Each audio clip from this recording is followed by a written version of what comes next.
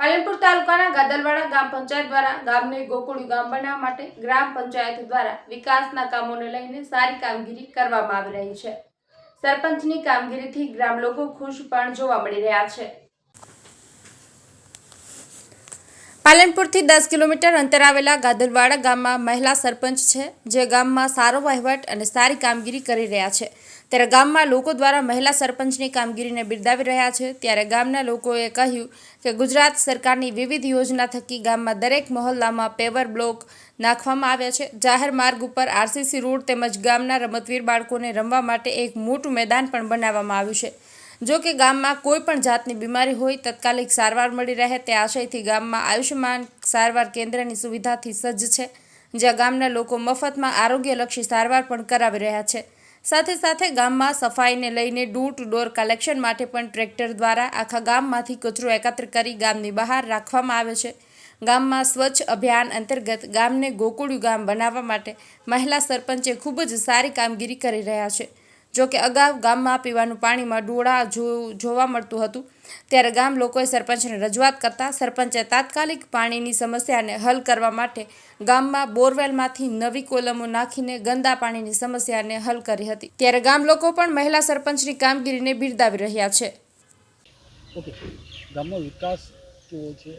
વિકાસની દ્રષ્ટિએ જોવા જઈએ તો આપણે રોડ, રસ્તા, પાણી, ગટર લાઈન, અમુક જગ્યાએ જે રસ્તાની અંદર બ્લોકની જરૂર હોય ત્યાં બ્લોક, બધી સુવિધા અત્યાર સુધીમાં સારી જ છે અને સરપંચ પણ સારા છે ને એમનો કામે છે। હવે વિકાસમાં શું બાકી છે? વિકાસમાં તો એમને કોઈ ગરીબોના મકાન મંજૂર કરવાના હોય, એ લોકોને કોઈ કરવાના હોય તો એ લોકો કરી આપે જ છે અને થઈ પણ ગયા છે અને અત્યાર સુધી ઘણા ખરા ચાલુ છે। હું રાવલ શાંતિભાઈ અમૃતભાઈ। બોલો। વિકાસ કેવો છે ગામમાં? વિકાસ તો સારો છે, કોઈ પ્રોબ્લેમ નથી।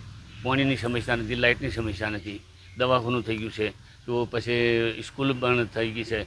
સ્કૂલનું પણ વ્યવસ્થા છોકરાઓ માટે બહુ સરસ જગ્યા પણ છે અને વ્યવસ્થા શિક્ષણ પણ સારું શિક્ષકો આપે છે, તો કોઈ પ્રોબ્લેમ નથી। તો પ્રોબ્લેમ એક છે ખાલી રોહિત સમાજના એક મોહલ્લાના અંદર અહીંયા વારંવાર અરજીઓ થાય છે અને સરપંચ મજબૂર થાય છે, કેમ કે એક જ જ્ઞાતિના બધા ભાઈ છે, બરાબર છે, અને બધાનું દબાણ દૂર થતું હશે તો બધા એ કબૂલ કરશે તો અને દબાણ કમ્પ્લીટ થવું જોઈએ દૂર, તો એમાં બધા હું સંમત પોતે છું, તો મારું પણ દબાણ છે તો હું બીજાનું દબાણ નીકળતું હશે તો મારું કેમ નહીં નીકળે? હું પણ કબૂલ કરવા તૈયાર છું, હું દબાણ કાઢવા તૈયાર છું, હવે એવું હોમવર્કનું પણ ગામના વિકાસમાં તો જો ગામમાં ગલી ગલી પેવર બ્લોકનું કામ, પછી સ્કૂલમાં 4 ઓરડા નવા બનાવેલા, પછી સફાઈનું કહો તો સફાઈના આખા ગામમાં 3 અઠવાડિયામાં તો 2 વાર આવે છે ડોર ટુ ડોર કચરો લેવા માટે ટ્રેક્ટર આવે છે, તો બુધવારે અને રવિવારે કચરો લેવા આવે। તો સફાઈનું તો કરો તો સફાઈ ગામમાં બધી વાતે મેં ચોખ્ખાઈ એકદમ મહિને સફાઈ કરાવું છું